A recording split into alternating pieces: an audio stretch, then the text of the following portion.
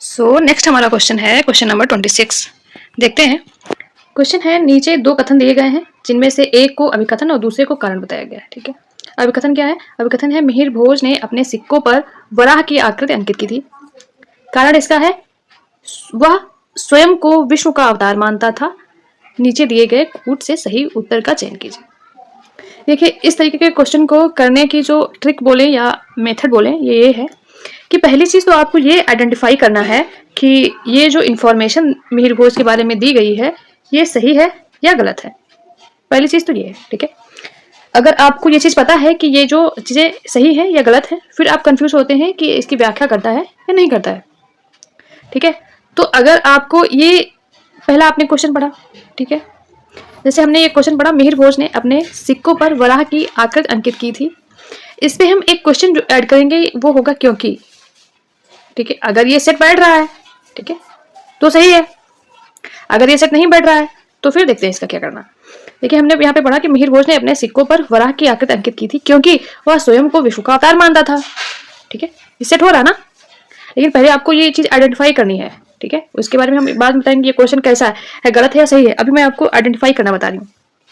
ठीक है, अगर फिर हम यहाँ से अगर हम ऊपर से नहीं करना चाहते हैं तो फिर हम कारण से स्टार्ट करेंगे। जैसे ऊपर से हमने छोड़ दिया क्योंकि नहीं लगाया, तो हमने नीचे से स्टार्ट करेंगे कि इसमें हम ऐड करेंगे, वह स्वयं को विश्व का अवतार मानता था। अवतार मानता था क्यों? अवतार मानता था इसीलिए। क्या? अवतार मानता था इसीलिए मिहिर भोज ने अपने सिक्कों पर वराह की आकृति अंकित की थी। ठीक है, नीचे से आप करेंगे तो आपको इसीलिए ऐड करना है। ठीक है, अगर आप ऊपर से पढ़ेंगे तो आपको क्यों ऐड करना है। ठीक है, आई होप आपको ये जो हमने बताया है चीजें समझ आई हूँ। पहले आपको क्या करना है, आइडेंटिफाई करनी है इसकी इन्फॉर्मेशन। सेकंड पॉइंट रहेगा, आपको अगर अभिकथन पढ़ रहे हैं तो आपको नीचे आके क्योंकि ऐड करना है। अगर आप कारण पढ़ रहे हैं तो आपको यहाँ पे आके इसलिए लगाना है। ओके, चलते अब मैं इस क्वेश्चन को देखती हूँ कि ये क्वेश्चन क्या सही है या गलत है। ठीक है, तो यहाँ पे इसका क्या है आंसर? राइट आंसर है ऑप्शन नंबर ए, यानी कि दोनों सही हैं और दोनों एक दूसरे की व्याख्या भी करते हैं। राइट, नेक्स्ट क्वेश्चन हमारा है 20 नंबर 7। निम्नलिखित कथनों पर विचार कीजिए। प्रथम जो ऑप्शन है वो है, विग्रहराज चतुर्थ को कवि बांधव की उपाधि दी गई थी। ठीक है, अगला है, बीसल देव ने अजमेर में एक विद्यालय की स्थापना की थी। थर्ड है, बीसल देव विग्रहराज में स्वयं हरकेली नाटक की रचना की थी। जो बीसल देव थे उन्होंने क्या किया था? हरकेली नाटक की रचना की थी। उपरोक्त में से कौन से कथन सही है? 1 and 2, 2 and 3 और 1 and 3 and 1, 2 और 3। तो यहाँ पे इसका राइट आंसर क्या होगा? राइट आंसर होगा ऑप्शन नंबर डी। क्या है? दिए गए सभी ऑप्शन सही हैं। ठीक है, विग्रहराज चतुर्थ को कवि बांधव की उपाधि भी मिली थी और बीसल देव ने अजमेर में एक जो विद्यालय था उसकी स्थापना भी की थी और बीसल देव ने ही विग्रहराज में स्वयं हरकेली नाटक की रचना की। तीनों के तीनों सही हैं, आप याद कर लीजिएगा, न्यू पॉइंट है। अगला यहाँ पे है, आप युग्म दिए हैं और विद्वान है उनकी कर रही हैं। आपको यहाँ पे क्या करना है, कितने सही सुमेलित हैं ये आपको बताना है। पहला यहाँ पे है धनपाल जो कि तिलक मंजरी दिया हुआ है। धनिक है जो कि मृत संजीवनी यानी कि पिंगल छंद शास्त्र की टीका दी हुई है। धनंजय यानी कि 10 रूपक है और फिर फोर्थ है भट्ट हलायुध 10 रूपावलोकन। ठीक है, तो यहाँ पे इसका राइट आंसर क्या हो जाएगा? राइट आंसर होगा ऑप्शन नंबर ए यानी कि 2। ठीक है, 2 कौन सही है? ठीक है, अब मैं आपको ये चीज यहाँ पे एक चीज, ये सारी की चीजें आप मतलब यहाँ पे जो धनपाल है, ठीक है, इनकी ये तिलक मंजरी है। राइट, फिर ये जो धनिक है, धनिक का कौन सा है? काल निर्णय। धनिक का कौन है?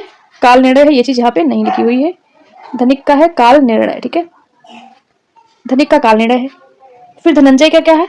धनंजय जो यहाँ पे नीचे दिए हुए हैं इनका 10 रूपक। ठीक है, क्या है? 10 रूपक, ये वाला सही है। ठीक, और फिर यहाँ पे भट्ट हलायुध 10 रूपावलोकक है, ये किसका है? ये यहाँ पे जो भट्ट हलायुध है ये हो जाएगा इनका है पिंगल छंद शास्त्र पर मृत जीवनी नाटक टीकाकरण। ये जो है ये इनका है। ठीक है, तो यहाँ पे दिए गए ऑप्शन हमारा ये जो है वो सही था। बाकी ऑप्शन नंबर 2 and 4 वाला रॉन्ग था, जो कि हमने आपको बता दिया। ठीक है, नेक्स्ट चलते हैं। नेक्स्ट हमारा है क्वेश्चन नंबर 29। पूछ रहा है कि कौन सी निम्नलिखित में से कौन सी सामाजिक प्रवृत्ति पूर्व मध्यकाल में उभर कर सामने आई? ऑप्शन है ए, व्यापारियों का प्रभुत्व बढ़ा। ऑप्शन बी, ब्राह्मणों का प्रभाव केवल धार्मिक कार्यों तक सीमित रहा। ऑप्शन सी, भूमिदान के आधार पर एक श्रेणीबद्ध समाज की रचना हुई। और ऑप्शन डी, वैश्यों को राजनीतिक सत्ता में भागीदारी मिली। तो वैश्यों को राजनीतिक सत्ता में भागीदारी मिली। ठीक है, तो यहाँ पे इसका राइट आंसर क्या होगा ये हमें बताना है। राइट आंसर है ऑप्शन नंबर सी। क्या है इसमें, ये जो मध्यकाल में उभर कर आई सामाजिक प्रवृत्ति होती भूमदान के आधार पर श्रेणीबद्ध समाज की रचना। ठीक है, अगला क्वेश्चन है क्वेश्चन नंबर 30। महमूद गजनवी का भारत पर अंतिम आक्रमण किस क्षेत्र पर था, ये हमें बताना है। तो इनका जो अंतिम आक्रमण था वो सिंध पर था। ये कब था, 1027। ठीक है, इस ईयर इनका अंतिम आक्रमण हुआ था सिंध पर। अगला यहाँ पे है क्वेश्चन 31। अलाउद्दीन खिलजी की विजयों के संदर्भ में निम्नलिखित युग्मों पर आपको विचार करना है। कितने युग्म सही सुमेलित है ये आपको बताना है। ठीक है, तो देखते हैं। पहला यहाँ पे आपका जो है वो है रणथंभौर 1300 में। ठीक है, चित्तौड़ 1303 सही है। देवगिरी 1311 ये भी सही है। और वारंगल 1309 ये भी सही है। यानी कि हमारा right answer option number B, यानी कि सभी चारों यहाँ पे सही हैं। ठीक है, तो ये इनको एक बार देख लीजिएगा, इंपॉर्टेंट है। ठीक है, अगला क्वेश्चन है फिरोज तुगलक के संबंध में निम्नलिखित कथनों पर विचार कीजिए। पहला यहाँ पे है उसने जागीरदारी प्रथा को प्रोत्साहित किया। उसने दीवाने खैरात के माध्यम से सामाजिक कल्याण को बढ़ावा दिया। थर्ड है उसने सैनिकों और अधिकारियों को वेतन के स्थान पर भूमि प्रदान की। फोर्थ है वह पहला सुल्तान था जिसने सिंचाई हेतु नहरों का निर्माण करवाया। ठीक है, तो यहाँ पे जो दिए गए ऑप्शन हमारे पास हैं 1, 2 एंड 3, ये तीनों सही हैं। ठीक है, दीवाने खैरात इसी ने, जागीरदारी प्रथा को इसी ने प्रोत्साहित किया, सैनिकों और अधिकारियों को वेतन के स्थान पर भूमि भी इसी ने देनी स्टार्ट की। लेकिन जो यहाँ पे नहरों का निर्माण था, ठीक है, तो पहला सुल्तान नहीं था। पहला सुल्तान यहाँ पे गयासुद्दीन तुगलक था, जिसने, कौन था पहला सुल्तान, गयासुद्दीन तुगलक था, जिसने नहर का निर्माण करवाया था। तो यहाँ पे हमारे दिए गए ऑप्शन में से आपके केवल 3 सही है, यानी कि right answer option number B है। अगला क्वेश्चन है हमारे पास क्वेश्चन नंबर 33, जिसमें हमारे पास पुस्तक यानी पुत्रिका है और लेखक प्रकाशक है, हमें मैच कराना है। ठीक है, तो यहाँ पे इसका जो राइट आंसर हो जाएगा ये कौन सा होगा इसका, ये हमें बताना है। तो राइट आंसर है ऑप्शन नंबर ए, यानी कि तो यहाँ पे द इंडियन जो सोशियोलॉजिस्ट है वो श्यामजी कृष्ण वर्मा की है। अनहिलेशन ऑफ कास्ट जो है वो अंबेडकर जी की है। इंडिया डिवाइडेड राजेंद्र प्रसाद जी की है। इंडियन स्ट्रगल जो है वो सुभाष चंद्र बोस जी की है। ठीक है, तो यहाँ पे सभी के सभी मैच हैं ऑलरेडी, तो इनको नोट कर लीजिएगा, इंपॉर्टेंट है थोड़ा। ठीक है, अगला क्वेश्चन है क्वेश्चन नंबर 34। किस ग्रंथ को जियाउद्दीन बर्नी द्वारा रचित नहीं माना जाता है। ठीक है, तो ऑप्शन है फतवाए जहांदारी, ऑप्शन बी है तारीख फिरोज शाही, ऑप्शन सी है तारीख मुबारक शाही, ऑप्शन डी है उपरोक्त में से कोई नहीं। ठीक है, तो यहाँ पे इसका जो राइट आंसर है वो हो जाएगा right answer option number C, यानी कि जो मुबारक शाही है ये किसकी है, यहिया बिन सरहिंदी। किसकी, यहिया बिन सरहिंदी। ओके, सरहिंदी। ठीक है, ये है, तो right answer option number C है। अगला क्वेश्चन है 35। नीचे 2 कथन दिए गए हैं, जिनमें से एक को अभिकथन और दूसरे को कारण बताया गया है। उसी तरीके से सॉल्व करिएगा इसको जैसे हमने बताया था। यहाँ आएगा तो यहाँ पे क्योंकि ऐड कर दीजिएगा। ठीक है, यहाँ से ऐड करिएगा तो इसीलिए। ठीक है, पहला फर्स्ट आपको क्या करना है, आइडेंटिफाई करनी है। ठीक है, आइडेंटिफाई करना है फैक्ट को, वो सही है या नहीं सही है। ठीक है, तो चलिए स्टार्ट करते हैं। यहाँ पे क्या है कि जो नायकर व्यवस्था के विघटन ने विजयनगर साम्राज्य के पतन में योगदान दिया, क्योंकि नायकों ने साम्राज्य के प्रति अपनी वफादारी बनाए रखी थी। ठीक है, अब नीचे से पढ़ते हैं। नायकों ने साम्राज्य के प्रति अपनी वफादारी बनाए रखी थी, इसीलिए नायकार व्यवस्था के विघटन ने विजयनगर साम्राज्य के पतन में योगदान दिया। अब एक चीज ये बताइए, अगर कोई चीज वफादार होगा, कोई भी पर्सन अगर किसी के लिए वफादार है, तो क्या वो विघटन का कारण हो सकता है ना? नहीं ना, विघटन का कारण तब होगा जब वो गद्दार होगा, धोखेबाज होगा, है ना। तो आपका यहाँ पे जो राइट आंसर क्या हो जाएगा, आप समझ ही गए हैं कि ये गलत है। ठीक है, क्योंकि यहाँ पे साम्राज्य के प्रति वफादारी बनाए नहीं रखी थी, यहाँ पे क्या हुआ था, गद्दारी या धोखा हुआ था। ठीक है, तो राइट आंसर क्या हो जाएगा, ऑप्शन नंबर सी, ए सही है, परंतु आर क्या है, गलत है। ठीक है, अगला देखते हैं। अगला क्वेश्चन जो हमारे पास है 36, यहाँ पे विजयनगर साम्राज्य के संदर्भ में निम्नलिखित कथनों पर विचार कीजिए। पहला यहाँ पे बोला गया है कि हरिहर प्रथम ने वेद मार्ग प्रतिष्ठापक की उपाधि धारण की। ठीक है, दूसरा है 1374 ईस्वी में चीन में एक दूत मंडल भेजा। ठीक है, तो इसमें से कौन सा सही है ये हमें बताना है। तो इसका जो राइट आंसर है वो क्या हो जाएगा, ऑप्शन नंबर डी हो जाएगा, मतलब कि कोई भी सही नहीं है। क्यों सही नहीं है?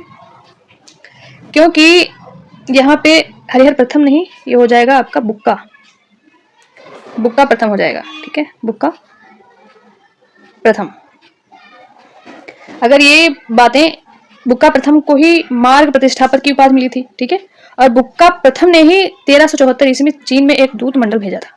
ठीक है, तो इससे रिलेटेड तो ये इन्फॉर्मेशन है ही नहीं, तो ये गलत है, यानी कि हमारा right answer option number D है। Got it. चलते हैं नेक्स्ट देखते हैं। नेक्स्ट हमारा क्वेश्चन है, विजयनगर साम्राज्य में प्रचलित विदेशी मुद्राओं में कौन कौन सी शामिल थी? पहला यहाँ पे है ऑप्शन क्रूजेडो, ऑप्शन दूसरा जो है वो दिनार है, ऑप्शन तीसरा है फ्लोरिन, ऑप्शन चौथा है डुकेट। ठीक है, तो थोड़ा अजीब नाम लग रहे होंगे ना, हमने तो ये इसी टेस्ट में पढ़ा। तो यहाँ पे जो राइट आंसर है, राइट आंसर क्या हो जाएगा? ऑप्शन नंबर डी, यानी कि 1 2 3 4 चारों के चारों क्या है, विजयनगर साम्राज्य की विदेशी मुद्राओं में से सभी प्रचलित थी, और इनको याद कर लीजिएगा, थोड़ा नया क्वेश्चन है। अगला क्वेश्चन है हमारे पास 38, कौन सा एक कथन चैतन्य महाप्रभु से संबंधित नहीं है, ये आपको बताना है। पहला यहाँ पर है, उन्होंने भक्ति का प्रचार कीर्तन नृत्य से किया। ठीक है, अगला है, उन्होंने दक्षिण भारत सोमनाथ द्वारका की यात्रा की। ठीक है, उन्होंने ब्रह्मसूत्र और उपनिषदों का तात्विक भाष्य लिखा।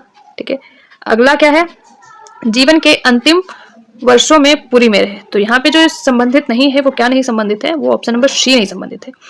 क्यों नहीं संबंधित है? क्योंकि वो क्या थे, मतलब कह सकते हैं कि उन्हें भक्ति का सरल भावात्मक रूप से, ठीक है, मतलब वो क्या करते थे, किसी भी उपनिषदों में तात्विक भाष्य नहीं लिखा था। ठीक है, वो क्या करते थे, भावात्मक रूप से, भावात्मक माध्यम से युक्त किया था। ठीक है, ना कि उन्होंने कोई भाष्य लिखा था। ठीक है, तो उन्होंने कोई भाष्य वगैरह नहीं लिखा था, तो इस तरीके से आप समझ लीजिएगा। तो ये गलत है, और यहाँ पे right answer option number C हो जाएगा। नेक्स्ट देखते हैं, क्वेश्चन है हमारा 39, निम्नलिखित कथनों पर विचार कीजिए। बहाउद्दीन जकारिया ने अपने सुहरावादी संप्रदाय की स्थापना की थी। ठीक है, किसने? बहाउद्दीन जकारिया ने सुहरावादी संप्रदाय की स्थापना की थी। ठीक है, अगला है, चिश्ती संप्रदाय के समान सुहरावादी संप्रदाय सूफी भी सादगी के जीवन व्यतीत करते थे। ठीक है, जो चिश्ती संप्रदाय के समान सुहरावादी संप्रदाय था, वो भी क्या सूफी की तरह सादगी में जीवन व्यतीत करता था? जी नहीं, जो सुहरावादी संप्रदाय था ये क्या ऐश्वर्यशाली जीवन जीता था, ये सादगी का जीवन व्यतीत नहीं करता था। ठीक है, और ये जो सूफी संप्रदाय था ये सादगी का जीवन व्यतीत करते थे। ठीक है, ये सादगी का, बट इन्हें क्या था, ऐश्वर्य चाहिए था। ठीक है, तो यहाँ पे राइट आंसर आपका केवल एक है, दो क्यों गलत है ये हमने आपको बताया। अगला क्वेश्चन जो है यहाँ पे वो है 40 क्वेश्चन, अकबर के राजस्व सिद्धांत की व्याख्या किसने और किस ग्रंथ में की थी? ठीक है, राजस्व सिद्धांत की बात हो रही है। ठीक है, तो पहला ऑप्शन है बदायूं ने मुंतखब उत-तवारीफ में की। ठीक है, दूसरा ऑप्शन है अबुल फजल ने अकबरनामा में की, और तीसरा ऑप्शन है अबुल फजल ने आईन अकबरी में की, और चौथा है फैजी ने नेमतनामा में की थी। तो यहाँ पे जो इसका राइट आंसर है वो है ऑप्शन नंबर सी। क्या है? ऑप्शन नंबर सी है, क्योंकि आईन अकबरी जो है उसमें अकबर के राजस्व सिद्धांत की व्याख्या की गई है। ठीक है, तो राइट आंसर सी है। अगला है 41 क्वेश्चन, सूची 1 को सूची 2 से सुमेलित करें तथा नीचे दिए गए कूट की सहायता से सही उत्तर चुनें। तो यहाँ पे पहला आपका मुगल अधिकारी दिए हुए हैं, उनके कार्य क्षेत्र दिए हुए हैं। ठीक है, तो मिलाते हैं। पहला है दीवान ए मुस्तौफी। क्या है? दीवान ए मुस्तौफी ये क्या करता था, ये हमको बताना है। दीवान ए मुस्तौफी ये क्या था? लेखा परीक्षण था। दीवान ए मुस्तौफी क्या था? लेखा परीक्षण था। ठीक है, और अगला जो दीवान ए तन है ये क्या था? अगला जो दीवान ए तन है ये क्या था? मनसब वेतन वितरण था। ठीक है, तन यानी कि वेतन, ये मैच हो रहा है ना। अगला यहाँ पे है जो सी वाला, ये क्या था? आंतरिक। दीवान ए वहीउताज जो था वो आंतरिक वित्तीय प्रशासन था, और जो सदर उस सुदूर था ये क्या था? धार्मिक न्याय था। तो इस हिसाब से हमारा right answer option number A है। ठीक है, चलते हैं। अगला क्वेश्चन है 42 मनसबदारी व्यवस्था में जात और सवार पदों से संबंधित इनमें से कौन सा युग्म सुमेलित है, ये आपको बताना है। जात क्या होता है और सवार क्या होता है, ये अगर आपको पता है तो आप इसको कर ले जाएंगे। पहला ऑप्शन है जात मनसबदार द्वारा रखे गए घुड़सवारों की संख्या। ठीक है, ऑप्शन बी है मनसब सवार जो है वो मनसबदार का व्यक्तिगत वेतन। ऑप्शन सी है मनसबदार का प्रशासकीय रैंक और वेतन, और सवार जो है वो मनसबदार की आयु और सीमा की बात करता है। तो यहाँ पे क्या है कि जो इसका राइट आंसर है 42 का वो है ऑप्शन नंबर सी, यानी कि जो जाट होता था वो क्या करता था, मनसबदार और के शासकीय जो रैंक होती थी और उसका वेतन होता था, जो उससे तो जात निर्धारित की जाती थी, ठीक है। और जो सवार होता था वो उसमें क्या होता था, घुड़सवारों की संख्या और वेतन, ठीक है।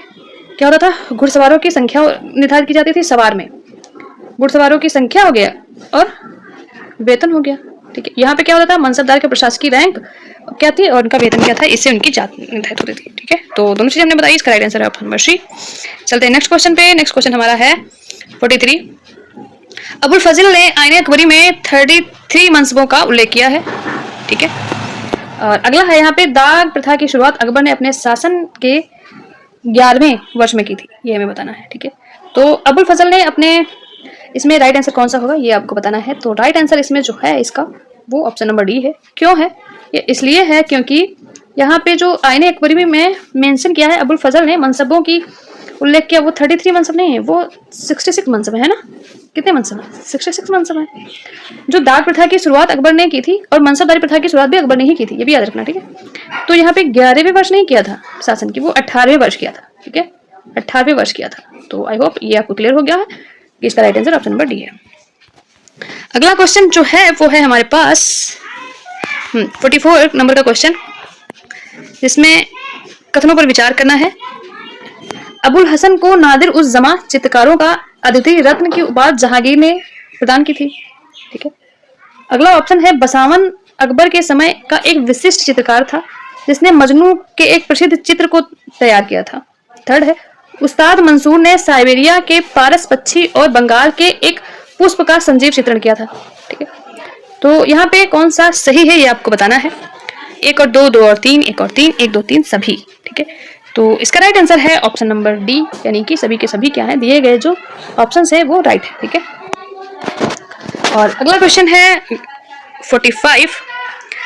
सकीनत उल औलिया ग्रंथ में चिश्ती संतों की शिक्षाओं का वर्णन है। किसमें, सकीनत उल औलिया में ग्रंथ की चिश्ती संतों की शिक्षाओं का वर्णन है। और ऑप्शन 2 है, हसरत उल तरकीन में विभिन्न संप्रदायों के संतों की शिक्षाएं संग्रहित हैं। उपयुक्त कथनों में से कौन सा सही है, केवल 1, केवल 2, 1 और 2 दोनों, 1 ना तो 1 ना तो 2। और यहाँ पे जो इसका राइट आंसर है ऑप्शन नंबर बी, यानी कि केवल 2। इसमें क्या है, जो सकीनत उल औलिया में कादरी सिलसिले के संतों पर आधारित थे, ना कि चिश्ती संप्रदाय के। किसके, कादरी, ठीक है, कादरी है, साइड हो गया इधर पर, कादरी, ठीक है, कादरी, ठीक है। कादरी जो था सिलसिला उससे संबंधित था, चिश्ती सिलसिले से नहीं संबंधित है ये सकीनत उल औलिया। तो यहाँ पे राइट आंसर आपका क्या है, राइट आंसर है आपका ऑप्शन नंबर बी, यानी कि एक जो है वो गलत है और हमारा जो दूसरा है वो सही है। अगला क्वेश्चन है 46। निम्नलिखित में से कौन सा प्रथम कथन फिरोज तुगलक के संदर्भ में नहीं कहा गया है, ये आपको बताना है, ठीक है। पहला ऑप्शन जो है, धर्मांध शासक एवं औरंगजेब का अग्रगामी था। ये अग्रगामी था, ये किसने कहा है, ये कहा है CR मजूमदार ने, ठीक है। अगला है बी जो है, सल्तनत युग का अकबर, ये कहा है हेनरी इलियट ने फिरोज शाह तुगलक को। अगला है विरोधी तत्व का मिश्रण स्मिथ, ये कहा है फिरोज शाह तुगलक को स्मिथ ने। और धर्म प्रचार के प्रति समर्पित, ये एल्फिंस्टन ने कहा है तुगलक को, ठीक है। तो यहाँ पे क्या है, ऑप्शन नंबर जो इसका राइट है वो है सी, ठीक है। क्योंकि जो ये स्मिथ ने, इन्होंने का स्मिथ द्वारा जहांगीर की तुलना में दिया गया था, ठीक है। इसमें क्या था, जहांगीर की तुलना में इन्होंने क्या था, इन्होंने डायरेक्ट ऐसा फिरोज शाह तुगलक को नहीं बोला था, फिरोज शाह के संदर्भ में नहीं बोला था, ठीक है। बाकी जो दिए गए हैं ऑप्शन वो सही है, ये जहांगीर के बारे में था, ठीक है, किसके, जहांगीर। और ये बाकी जो दिए ऑप्शन है ये आपके सारे के सारे किसके हैं, ये हैं आपके फिरोज शाह तुगलक के। तो जो स्मिथ का था विरोधी तत्वों का मिश्रण, ये जहांगीर के लिए था। अगला हमारा क्वेश्चन है 47। निम्नलिखित यात्रियों के भारत आगमन का सही कालक्रम क्या है, ये आपको बताना है। तो यहाँ पे अल-बरूनी है फर्स्ट में, द्वितीय ऑप्शन में इब्न बतूता है, थर्ड में है मार्को पोलो और फोर्थ में है अब्दुल रज़ाक। तो इसका जो राइट आंसर है वो हो जाएगा 47 का ऑप्शन नंबर बी। क्या है, ऑप्शन नंबर बी है, क्योंकि जो पहले आया था वो अल-बरूनी था, ठीक है। उसके बाद जो आया वो मार्को पोलो था, उसके बाद जो है वो इब्न बतूता था, उसके बाद जो है अब्दुल रज़ाक था। ये क्रोनोलॉजी वेरी वेरी इंपॉर्टेंट है, ठीक है। 2023 के प्रीलिम्स में पूछी गई थी, प्लीज इसको एक बार अच्छे से याद कर लीजिएगा, थोड़ा ट्रिक वगैरह यूज करके, जैसे आप इसे लॉन्ग टाइम याद कर रखें, है ना। तो अगला देखते हैं, हमारा जो क्वेश्चन है वो है, निम्नलिखित कथनों में से असत्य कथन का चयन करें। उत्तर वैदिक आर्यों को समुद्र का ज्ञान हो गया था, ठीक है, गलत बताना है हमको, असत्य की बात हो रही है। दूसरा है, कुड़ाल एवं पूर्ण हड़प्पा सिंधु घाटी सभ्यता की बस्ती गुजरात में स्थित है, ठीक है। अगला है, जैन धर्म में संसार दुख मूलक माना गया है। अगला है, दक्षिण भारत में शैव धर्म के प्रचारकों को नैनार कहा जाता था, ठीक है। तो यहाँ पे इसका राइट आंसर में बताना है। राइट आंसर है ऑप्शन नंबर बी। क्या है? ऑप्शन नंबर बी है। और हिसार जिले में क्या था? सरस्वती नदी के किनारे, ठीक है। हिसार जिले में ये जो कुड़ाल है ये क्या था? हिसार जिले में है भाई। कहाँ है? हिसार जिला है, ठीक है, हरियाणा का, और सरस्वती नदी के किनारे। इसकी खोज किसने की थी? इसकी खोज की थी जेपी जोशी और एस बिस्ट ने। जो आर.एस. बिस्ट थे, सॉरी मैं बोल रही थी, आर.एस. बिस्ट जो थे और जेपी जोशी, इन दोनों लोगों ने मिलकर इसकी खोज की थी। कब की थी? 1969 में की थी। तो कुड़ाल कहाँ पे है? हरियाणा में है, हिसार जिले में, ठीक है, ये गुजरात में नहीं। बाकी दिए गए ऑप्शन हमारे सही है। अगला क्वेश्चन है 49। भारतीय संविधान सभा की कुल 15 महिला सदस्यों में से एकमात्र मुस्लिम महिला थी, कौन था? ये आपको बताना है, ठीक है। जो संविधान सभा में टोटल 15 महिलाएं थी और उसमें से मुस्लिम महिला कौन थी? पहला ऑप्शन है मरियम सिद्दीकी, दूसरा ऑप्शन है बेगम एजाज रसूल, तीसरा ऑप्शन है नाजनीन खातून, और चौथा है जो है वो है सबाना बेगम। तो यहाँ पे जो इसका राइट आंसर है वो है ऑप्शन नंबर बी, यानी कि जो बेगम एजाज रसूल थी ये थी, ठीक है। साथ में इनके और कौन था? और जेबी कृपलानी थी, ठीक है, जेबी कृपलानी जी हो गई, विजयलक्ष्मी जी थी, और राजकुमारी अमृत कौर थी, सरोजनी नायडू थी, पूर्णिमा बनर्जी थी। ये सारी लेडीजें थी, ठीक है, जो हमारे संविधान सभा में भाग ली और उसकी सदस्य रही, ठीक है। तो अगला क्वेश्चन हमारा है 50। मोहम्मद बिन तुगलक के शासनकाल में इब्न बतूता ने दिल्ली की यात्रा की, ठीक है।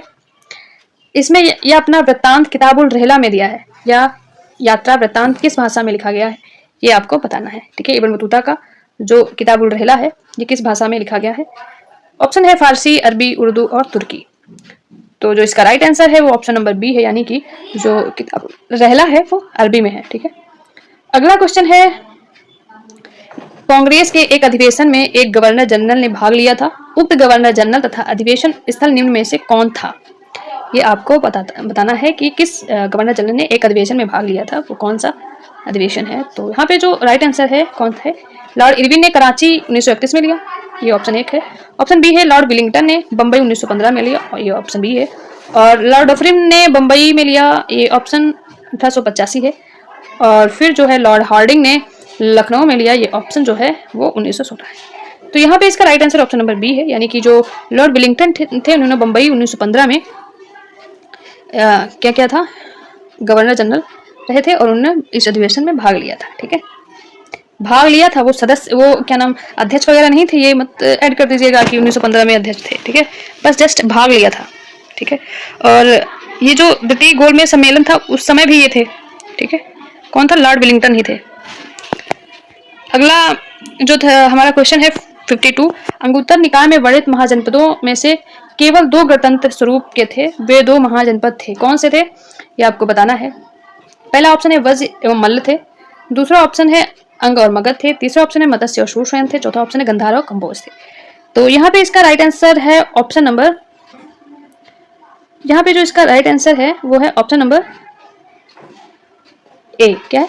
ऑप्शन नंबर ए है, वज्र और मल्ल जो थे वो क्या थे? गणतंत्र थे, ठीक है। मतलब यहाँ पे शासन राजा द्वारा नहीं चलाया जाता था, ठीक है, किसके द्वारा चलता था? संघ द्वारा, संघ द्वारा यहाँ पे शासन चलता था वज्र मल्ल में, ठीक है। अगला यहाँ पे क्वेश्चन हमारा है क्वेश्चन नंबर 53, जो कि बताना है कि कौन सा मकबरा कहाँ पे है, ठीक है। सारे ऑप्शन सही है, एक गलत दिया हुआ है, कौन सा गलत है ये आपको बताना है। बाबर का मकबरा काबुल में है, सही है। जहांगीर का मकबरा लाहौर में है, ये भी सही है। अकबर का मकबरा सिकंदराबाद में है, ये भी सही है। और जो बहादुर शाह जफर का है वो तो दिल्ली में नहीं है, कहाँ पे बताइए, कहाँ पे है ये? रंगून में है ना, ये तो रंगून में है, ठीक है। बहादुर शाह जफर का जो मकबरा है वो रंगून में है, ठीक है। तो यहाँ पे राइट आंसर हमारा ऑप्शन नंबर सी है। अगला देखते हैं। अगला क्वेश्चन है क्वेश्चन नंबर 54, जो कि हमसे पूछा है 19वीं शताब्दी में ब्रिटिश शासकों द्वारा पारित लेक्स लोकी अधिनियम 1850 का विरोध भारतीय राष्ट्रवादियों ने निम्न में से किस कारण से किया? ठीक है। पहला है, यह अधिनियम धार्मिक रूपांतरण को मजबूत बना रहा था। अगला है, यह अधिनियम महिला शिक्षा को बढ़ावा दे रहा था। अगला है, यह अधिनियम गोवंश की हत्या को प्रोत्साहित कर रहा था। या फिर यह अधिनियम बहु विवाह प्रथा पर क्या लगा था, रोक आरोपित कर रहा था। तो यहाँ पे जो इसका राइट आंसर है वो है ऑप्शन नंबर ए। कौन सा? ऑप्शन नंबर ए है, क्योंकि यह धार्मिक जो रूपांतरण को मजबूत बना रहा था। कौन सा? लेक्स लोकी अधिनियम 1850। तो इसके बारे में कुछ इंपॉर्टेंट चीज, जैसे हिंदू जो लोग क्या था, ये लेक्स लोकी अधिनियम ये था कि जो लोग हिंदू से ईसाई बने थे, है ना, क्योंकि अंग्रेज लोग ईसाई बनने पे फोकस दे रहे थे, ठीक है, कि जो लोग ईसाई बनेंगे उनको ही बहुत सारी चीजें मिल रही थी। तो उसमें ये भी था कि जो हिंदू से ईसाई बनेगा, जो हिंदू से ईसाई बनेगा वो क्या हो जाएगा, उसको अपने पैतृक संपत्ति में जो है वो क्या रहेगा, अधिकार मिलेगा, यानी कि उत्तराधिकारी वही रहेगा, ठीक है। तो ये याद रखना कि ये लिख लो कि अधिनियम हिंदू से ईसाई बनने पर, और जो ईसाई बन रहा था वो उसकी पैतृक संपत्ति में उत्तराधिकारी बनता था, ठीक है। अगला हमारा क्वेश्चन है 55। निम्नलिखित में से कौन सा एक भारत ईस्ट इंडिया कंपनी द्वारा नियुक्त अंतिम गवर्नर जनरल तथा भारत का प्रथम वायसराय था? ठीक है, पहला जो ऑप्शन है वो है लॉर्ड विलियम बेंटिंग, दूसरा है लॉर्ड मोयो, तीसरा है लॉर्ड कैनिंग, चौथा है लॉर्ड हेस्टिंग। तो यहाँ पे जो हमारा राइट आंसर है वो है ऑप्शन नंबर सी, यानी कि जो लॉर्ड कैनिंग था यही आपका क्या था, यही आपका अंतिम गवर्नर जनरल था, और यही आपका फर्स्ट क्या था, वायसराय, फर्स्ट वायसराय था, और लास्ट क्या था, अंतिम गवर्नर जनरल था। अगला क्वेश्चन देखते हैं, है 56 नंबर का, जिसमें हमें कुछ पत्रिकाएं दी हुई हैं और उनके लेखक यानी कि संपादक दिए हुए हैं, तो उनको हमें मैच कराना है। यहाँ पे पहला जो है वो है ग्लिम्पसेस ऑफ वर्ल्ड हिस्ट्री, जिसके सामने जवाहरलाल नेहरू दिए हुए हैं। अगला है हिंट्स फॉर सेल्फ कल्चर, जिसके सामने लाला हरदयाल हैं। और थर्ड है अ सेशन इन मेकिंग, जिसके आगे मोहम्मद अली हैं। और डी है हमदर्द, जिसके आगे सुरेंद्र बनर्जी दिए हुए हैं। तो जो यहाँ पे राइट आंसर इसका है वो क्या हो जाएगा, ये हमें डिसाइड करना है। ये जो ग्लिम्पसेस ऑफ वर्ल्ड हिस्ट्री है, ये जो ग्लिम्पसेस ऑफ वर्ल्ड हिस्ट्री है, ये क्या है, जवाहरलाल नेहरू जी की है, ठीक है, क्या है, जवाहरलाल नेहरू जी की है। अगला है हिट्स फॉर सेल्फ कल्चर, ये लाला हरदयाल जी की है, ठीक है। अगला है अ नेशन मेकिंग, ये सुरेंद्र बनर्जी जी की है। और हमदर्द जो है वो किसकी है, मोहम्मद अली की है, ठीक है। हमदर्द किसकी है, मोहम्मद अली की है। तो यहाँ पे इस हिसाब से हमारा right answer option number B हो जाएगा। अगला क्वेश्चन देखते हैं। अगला क्वेश्चन है क्वेश्चन नंबर 57। 2 सितंबर 1946 को गठित अंतरिम सरकार के संबंध में निम्नलिखित जो है वो कौन सा सुमेलित नहीं है, ये हमें बताना है। कौन सा युग्म में सुमेलित नहीं है? जो लियाकत अली वित्त के थे, सही है। जगजीवन राम श्रम के थे, ये भी सही है। बलदेव सिंह रक्षा के थे, ये भी सही है। तो ये जो जोगेंद्र नाथ मंडल थे, ये किसके, रेल के नहीं थे, विधि के थे। इसके थे, विधि मंत्री थे, ठीक। और इसके जो रेल मंत्री फिर कौन था, ये थी अरुणा आसफ अली। कौन था, अरुणा आसफ अली,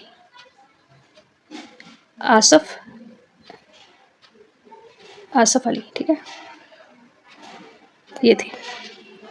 तो इस हिसाब से हमारा right answer option number B है। अगला क्वेश्चन है हमारा 58। निम्नलिखित में से कौन कांग्रेस के अपरिवर्तनवादी गुट का सदस्य नहीं था?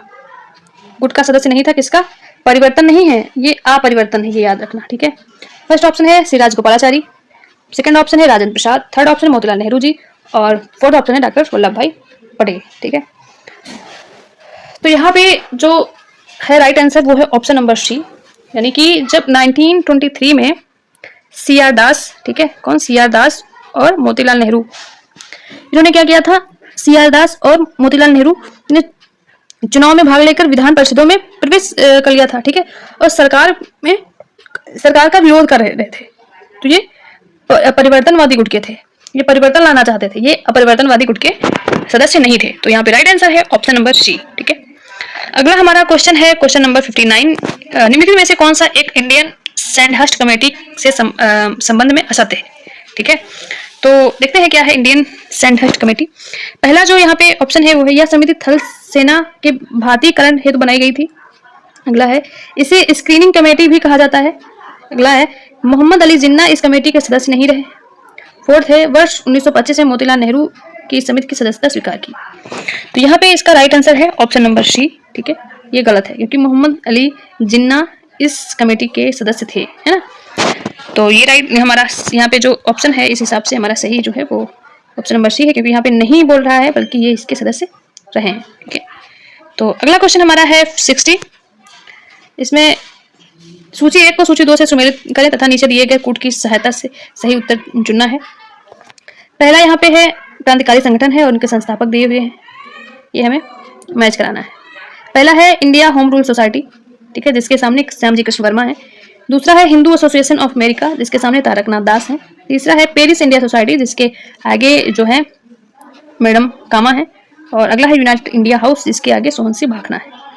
तो यहाँ पे जो इसका राइट आंसर है, वो राइट आंसर देखते हैं क्या है, 60। ठीक है, पहले तो हम इसको मैच कराते हैं।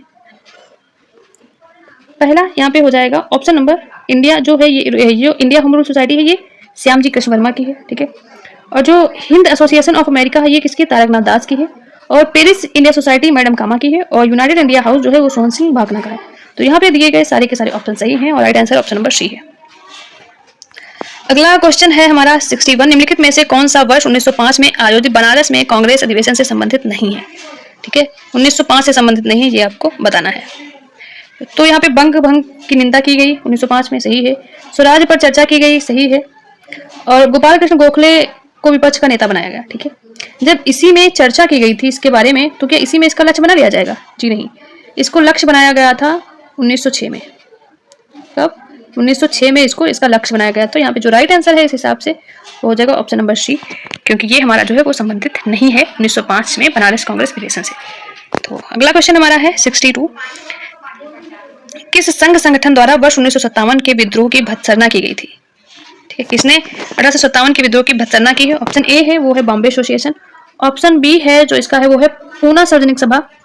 ऑप्शन सी जो है वो है Madras native association. Option D जो है वो इंडियन नेशनल एसोसिएशन है। तो यहाँ पे इसका राइट आंसर क्या होगा ये बताना है। Right answer option number C है, क्योंकि ये जो मद्रास नेटिव एसोसिएशन था इसने ही इसकी भत्सना की थी। इसकी स्थापना 1852 में हुई थी। ठीक है, और किसने किया था? ये किया था गुजलू लक्ष्मी नरसू चट्टी। ठीक है, किसने? गुजलू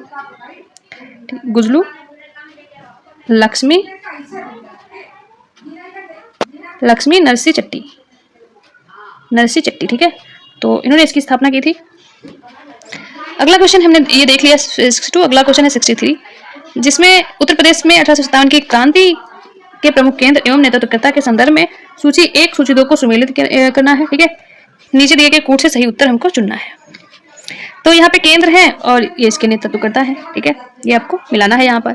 तो बरेली से कौन था ये हमको बताना है। ऑप्शन कौन सा क्वेश्चन है? 63 है। ओके, यहाँ पे हमारा जो बरेली से कौन था, तो ये है ऑप्शन। इसके ऑप्शन ही नहीं दिख रहे भाई। ठीक है, अभी आप मैच कर सकते हैं, क्योंकि यहाँ पे क्या था, बरेली से थे आपके खान बहादुर खान। ठीक है, कौन था? खान बहादुर खान इस बरेली से थे। ठीक, फिर आपका जो कालपी से कौन था? तात्या टोपे जी थे। फिर आपका यहाँ पे फतेहाबाद से अजीमुल्ला जी थे। और गोरखपुर से गजाधर सिंह थे। कौन था? गोरखपुर से गजाधर सिंह थे।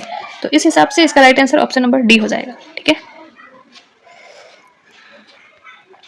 अगला क्वेश्चन है 64। निम्नलिखित में से किसने पहली बार अंग्रेजी में भगवत गीता का अनुवाद किया था? पहली बार। ठीक है, तो यहाँ पे जो इसका राइट आंसर में चूज करना है, पहला जो है मधुसूदन दत्त है। सेकंड ऑप्शन है सर विलियम जोन्स। थर्ड है मोहन गांगुली। और फोर्थ है उपयुक्त में से कोई नहीं। ठीक है, तो यहाँ पे इसका राइट आंसर है ऑप्शन नंबर डी, यानी कि उपयुक्त में से कोई नहीं। क्यों नहीं? क्योंकि इसका जो पहली बार इसका अनुवाद जो करवाया था वो चार्ल्स विल्किंस ने करवाया था। किसने करवाया था? चार्ल्स विल्किंस ने करवाया था। ठीक है, तो यहाँ पे चार्ल्स विल्किंस थे ही नहीं, पहली बार की बात हुई है। तो नेक्स्ट क्वेश्चन हमारा है 65 पे चलते हैं। सही कालक्रम में से लगाना है। पहला कर्नाटक का तृतीय युद्ध है। दूसरा अंबूर का युद्ध है। तीसरा पेरिस की संधि है। और चौथा जो है वो पांडिचेरी की संधि है। तो स्टार्टिंग से लगाते हैं इसको। पहला आपका जो अंबूर का युद्ध है वो हुआ था कब? 1749। अब ये जो पांडिचेरी की संधि थी ये आपकी हुई थी 1755। और पेरिस की जो संधि हुई थी वो हुई थी किसमें? ये हुई थी 1763। जो कर्नाटक युद्ध था ये था 1756। ठीक है, तो इस हिसाब से इसका right answer option number C जाएगा 2413, है ना। अगला क्वेश्चन है 66 उत्तर प्रदेश के प्रमुख स्वतंत्रता सेनानियों के संदर्भ में सूची 1 और सूची 2 को सुमेलित करना है। नीचे दिए कूट से सही उत्तर हमको चुनना है। क्रांतिकारी है और जन्म स्थान है, ठीक है। यही हमने अभी एक क्वेश्चन ये देवी सिंह के बारे में किया था ना, तो यहाँ पे इसका राइट पहला जो है देवी सिंह वो कहाँ से थी, मथुरा से ही थी। देवी सिंह कहाँ से थी, देवी सिंह थी आपकी मथुरा से। और अगला जो है यहाँ पे हो जाएगा बी, गणेश शंकर विद्यार्थी जो थे वो कहाँ से थे, वो आपका प्रयागराज से थे। फिर अगला हो जाएगा यहाँ पे सी जो है महावीर त्यागी, ये आपका हो जाएंगे मुरादाबाद से। और जो बंधु सिंह हो जाएंगे वो मथुरा, वहाँ पे हमने मैच कर दिया, हाँ सही। एक चीज वो यहाँ पे जो पहला यहाँ पे ऑप्शन जो है वो है जो देवी सिंह है वो मथुरा से हो जाएंगे, ठीक है। जो गणेश शंकर विद्यार्थी हैं ये हो जाएंगे प्रयागराज से, ठीक है। और ये जो है महावीर त्यागी ये हो जाएंगे मुरादाबाद से, बंधु सिंह गोरखपुर से, ठीक है। अब चाहिए, ओके, कंफ्यूज हो गए थे हम भी। तो अगला क्वेश्चन देखते हैं। अगला क्वेश्चन है 67, निम्नलिखित कथनों पर विचार कीजिए। 1448 ईस्वी में जौनपुर दोबारा दिल्ली सल्तनत का अंग बन गया। और अगला है 1506 में आगरा शहर की नींव रखी गई, ठीक है। पहला क्या था, 1448 में जौनपुर दोबारा दिल्ली सल्तनत का अंग बन गया और 1506 ईस्वी में आगरा शहर की नींव रखी गई। सही कथनों का चयन करना है, केवल एक तथा दोनों, केवल दो और ना तो एक ना तो दोनों। तो यहाँ पे इस हिसाब से जो 61 है इसका राइट आंसर हो जाएगा ऑप्शन नंबर बी, यानी कि दोनों के दोनों हमारे सही हैं। जौनपुर दोबारा दिल्ली सल्तनत का अंग बन गया था, कब बना था, 1448 में, और 1506 में आगरा शहर की नींव रखी गई थी। ठीक, किसने रखी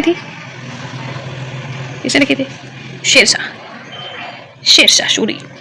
अगला यहाँ पे है निम्नलिखित में से कौन सा एक युग्म सही सुमेलित नहीं है, ये हमें बताना है। तो समाचार पत्र और भाषा है, देखते हैं। पहला है यहाँ पे भारत मित्र, वो हिंदी में है, सही बात है। प्रजा मित्र गुजराती में है, ये भी सही बात है। राष्ट्रमत मराठी में है, ये भी सही है।